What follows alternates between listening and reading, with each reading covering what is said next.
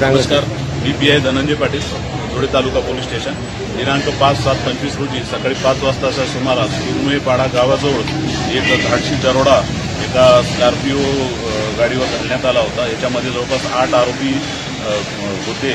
यातील आरोपींनी यातील चालकांना चाकूचा धाक दाखवून आणि मारहाण करून त्यांच्या ताब्यातल्या गाडीमध्ये जवळपास 1,50,00,000 रुपये असे जबरीने चोरून नेले होते आणि त्या बाबतीत दरोड्याचा गुन्हा दिनांक 6/7 रोजी दाखल करण्यात आला तालुका पोलीस स्टेशनला.